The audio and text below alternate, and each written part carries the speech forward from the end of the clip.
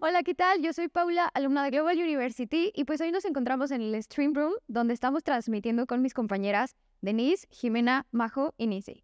Y bueno, queremos presentarles a una persona súper especial que admiramos de verdad demasiado, que aparte de ser consejera de nuestra universidad, es una persona súper talentosa, Viridiana Álvarez.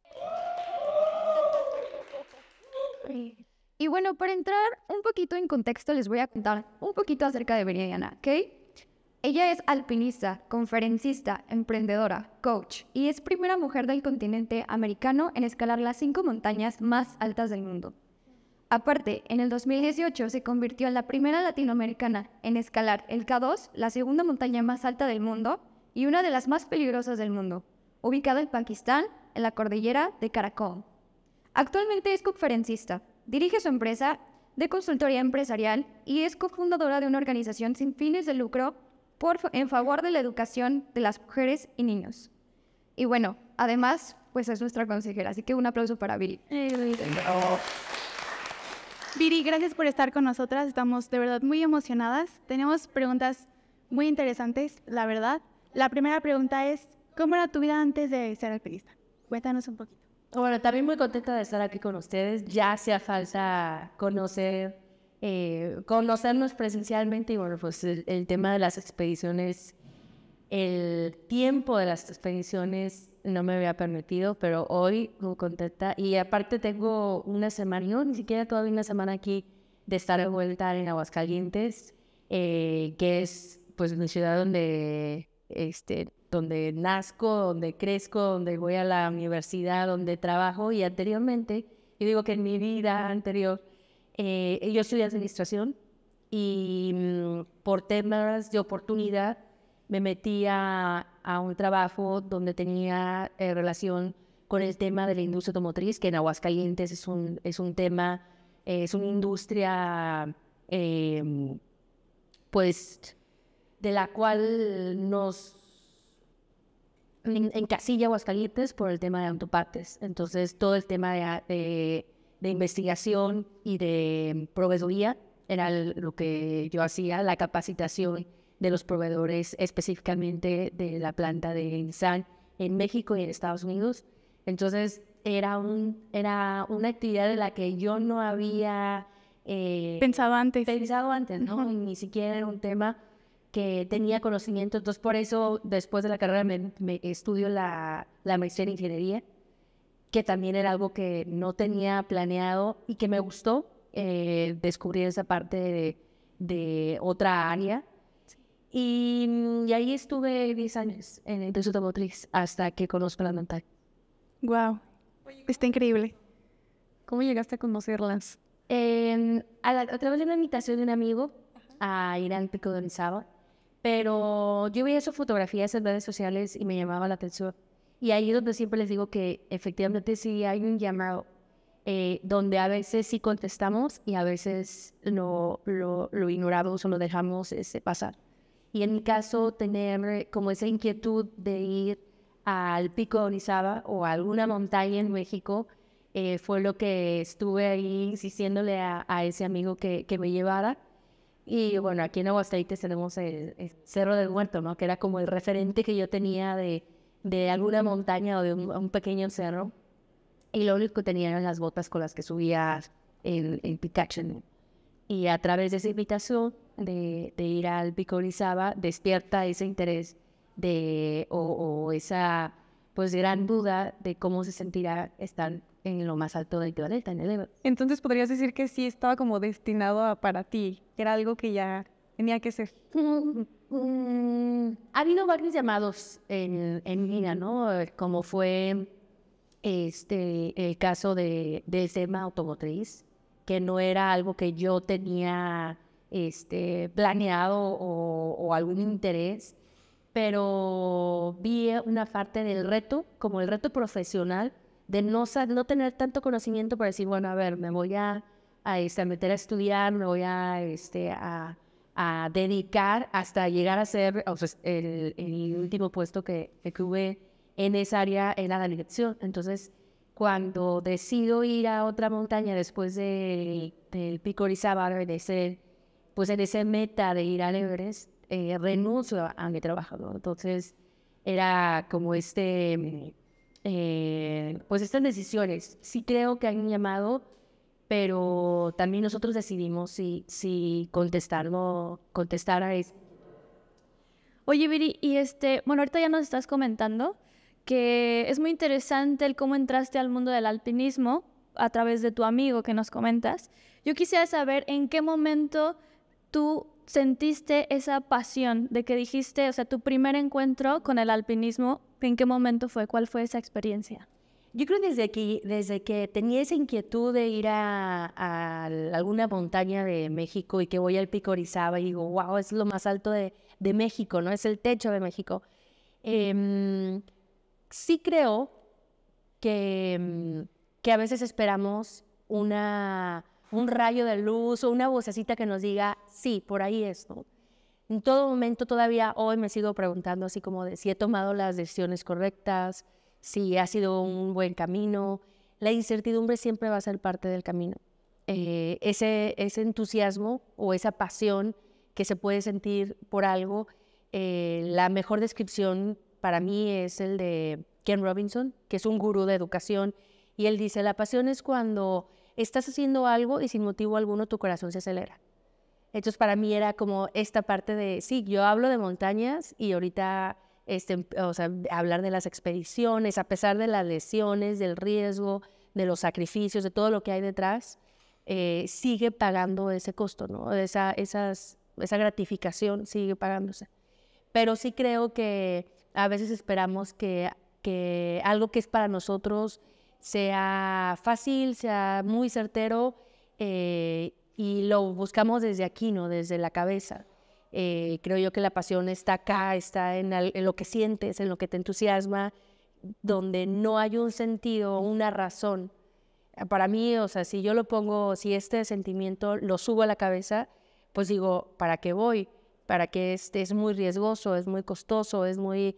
Entonces, también seguir esos instintos y reconocer ese camino a través de no lo que escuchamos, ¿no? O lo que está de tendencia, sino de lo que sentimos. Entonces, ha sido todo un camino de descubrimiento ya llevo 8 años en el montañismo, entonces ha sido todavía seguirme todos los días cuestionándome si realmente lo quiero. En esas expediciones de las cuales vengo regresando, pasaron muchas cosas, ¿no? Lesiones, muchas dificultades. Y yo decía en la cima, es que esto fue así como la prueba de ¿lo quieres? Demuéstramelo, ¿no? Entonces, ser conscientes de que aun cuando es una pasión, nunca va a ser certero y tampoco es fácil, ¿no? Wow. Viri, y hablando todo eso de lo mucho que te ha costado y los retos en los que te has enfrentado, ¿cómo has tenido que prepararte física y emocionalmente para poderlos llevar y poderlo lograr?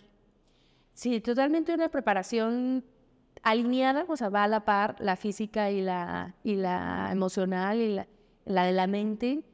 Y creo que en esto que yo siempre decía, el 80% es mente y el 20% es cuerpo. Cuando la mente está lista, el cuerpo le sigue. Y en estas expediciones que acabo de pasar en el Tíbet, fue mi 8º y 9º 8000. Mi 9º y mi 10º 8000. Entonces, pues ya llevo muchas expediciones en el Himalaya y ya era así como esta parte, pues ya de conocerme, Sí, de experiencia. creyendo que... Pero resulta ser que la primera expedición en Shishapangma, que es una de las montañas sagradas de China, y tengo una torcedura del tobillo, entonces tengo que, decido subir así, ¿no? Entonces decía, no, entonces el cuerpo no solamente es el 20%, ¿no? O sea, la mente obviamente sí es. Entonces, como esa conjugación es todo un reto porque cada cuerpo es diferente. Hay millones de entrenamientos en internet. ¿Cómo subir Everest? Puedes encontrar muchísimas planes de entrenamiento y cada cuerpo reacciona diferente. Entonces, tener ese autoconocimiento de voltear hacia adentro, de sí escuchar a los expertos, pero dándole más peso a tu voz interna, ¿no? A lo que vas descubriendo. Entonces, en esta ocasión dije, ok, no sé si sea nada más el 20% del cuerpo, ¿no? El cuerpo también es pues el transporte para poder, no solamente es el que mantiene la cabeza firme, ¿no? Entonces ha sido como un replanteamiento de qué tan importante también es la parte del cuerpo, pero definitivamente la mente, lo que yo he visto es gente muy, muy fuerte que se dan vuelta. Entonces definitivamente no importa el tamaño del músculo, quien manda está aquí. Entonces sí ha sido como pues descubrimiento de qué tan poderoso es la mente, ¿no? Oye, y hablando sobre los problemas que has pasado, cuéntanos sobre algo así extremo que te haya pasado, que tú dijeras, es que, ¿cómo me pasó esto a mí? Híjole, me han pasado ya tantas cosas. Bueno, desde ver gente morir, en esta ocasión, en este año que acaba, todavía sigue la temporada de Everest, acaba a finales de mes, a finales de mayo, pero mucha gente que no regresa, amigos, entonces así como en esta parte de ese filo tan delgadito entre la vida y la muerte y el riesgo que es estar en esos lugares, pero también el privilegio a la vez de estar en esos lugares donde muy pocas personas están.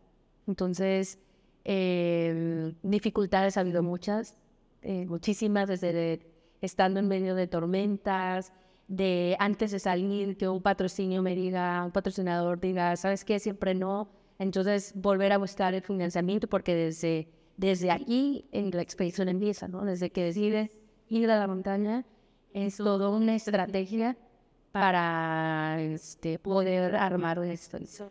No solamente subir la montaña, desde llegar a la expedición, ¿no? Cómo juntas todo pues todo el dinero que se junta.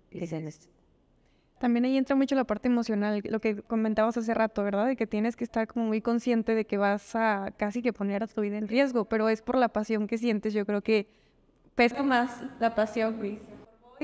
Y hago lo que me gusta, lo que quiero, a pesar de todos los riesgos, pero pues es algo importante al final de cuentas para ti. Sí, hay mucha inteligencia emocional. Y bien lo decía Daniel Goleman, ¿no? Que es el gurú de inteligencia emocional, decía, en el éxito, la fórmula del éxito, el 20% es coeficiente intelectual, o sea, es lo que sabes, lo que está en los libros, y el 80% es inteligencia emocional. Cómo tú manejas las situaciones, cómo haces esa gestión de las herramientas internas para poder, pues, aplicar ese conocimiento. Entonces, igual en la montaña, yo también diría que el 80% es mente. Por eso decía el 80-20, ¿no? Pero no, creo que sí la mente es más grande.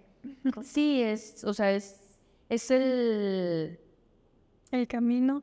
Sí, y quien te va pautando hacia dónde, pero y también quien determina dónde está el techo, ¿no? Esos límites que en esta ocasión para mí fue expandirlos, o sea, como alguien, cuando me torcí el tobillo, a los 2 días empecé a hacer el empuje encima. Entonces decía, como alguien, o sea, era como, jamás lo voy a poder hacer, ¿no? Entonces vi que sí podía hasta que lo intenté. Pero sí es como esta parte de expandir sus límites a través del empuje. Oye, Viri, una pregunta muy chusca. ¿Cómo haces cuando tienes tu periodo? O sea, ¿qué pasa ahí cuando llevas días ya en la montaña y dices, ya me toca, ya viene, porque una sabe cuando ya viene? Entonces, ¿qué haces en esa situación? Nada, realmente seguir la vida como... Hasta el cuerpo es tan inteligente que para mí, como el tobillo, o sea, ahí en la montaña no tenía el dolor que tuve cuando regresé un mes después. Entonces era como de cómo el cuerpo ahora me permite sentir el dolor, ¿no? Porque yo también desde estando allá decía, voy a subir aunque sea con un pie, o sea, voy a subir cojeando, pero voy a subir. Entonces yo creo que también esta parte de decir, bueno, no es impedimento, o sea, también como lo veas, no es impedimento, obviamente biológicamente y físicamente somos diferentes que los hombres, o sea, sí hay una diferencia al subir las montañas, pero para mí es como, pues, no pasa nada, ¿no? O sea, desde la mente también un poquito controlar esas limitantes, ¿no?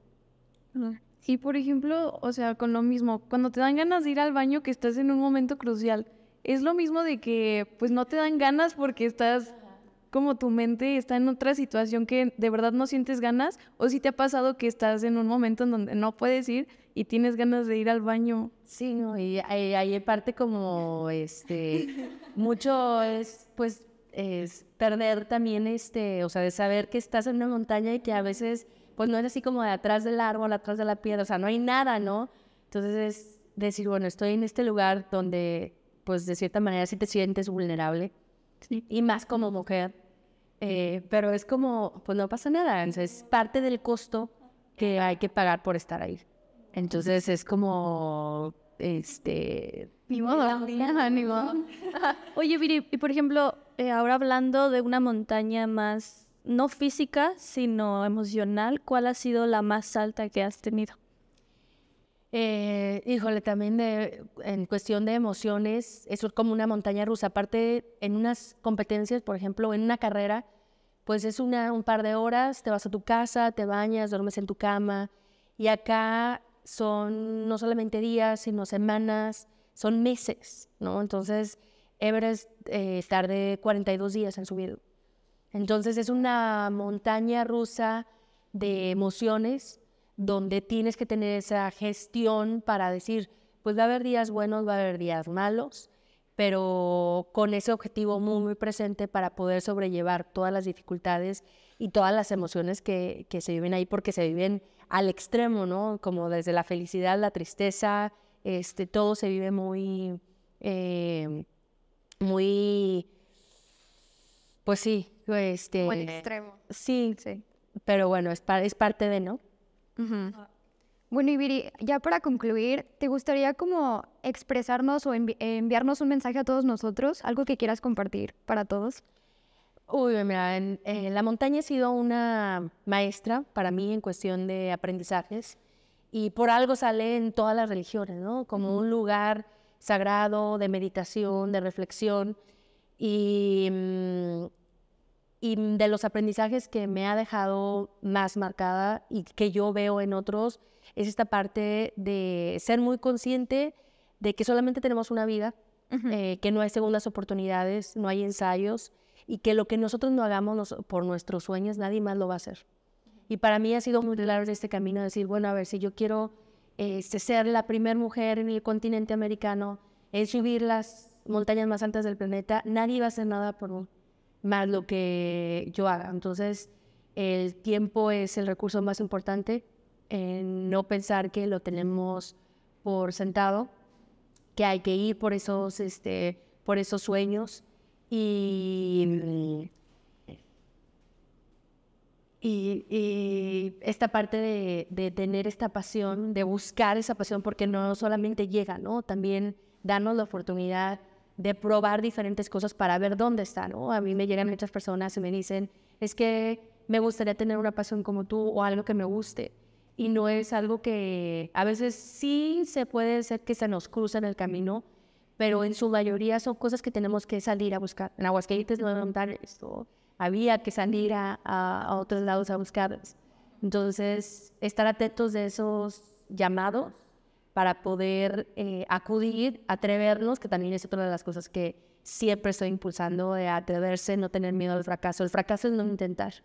Entonces, ese sería como el mensaje que me gusta compartir, porque creo que de ahí parten muchas cosas, ¿no? El darnos la oportunidad de intentarlo y tener muy claro que el fracaso es no aventarse, es no hacerlo. Miri, ya por último te tenemos un detalle de parte de Global Universe. Muchas gracias. Que nos gustaría que tu próxima experiencia en la Ok, me la hagas poner. Claro. Gracias por padre, que no me presentes estando la batalla más alta. En algunos días algo para Pakistán, entonces hasta Pakistán se va a ir. Gracias. Gracias. Y bueno, para concluir, ya no se despeguen de la señal de Global University. Próximamente les estaremos mostrando muchísimas sorpresas más. Así que estén al pendiente. Bye. Gracias.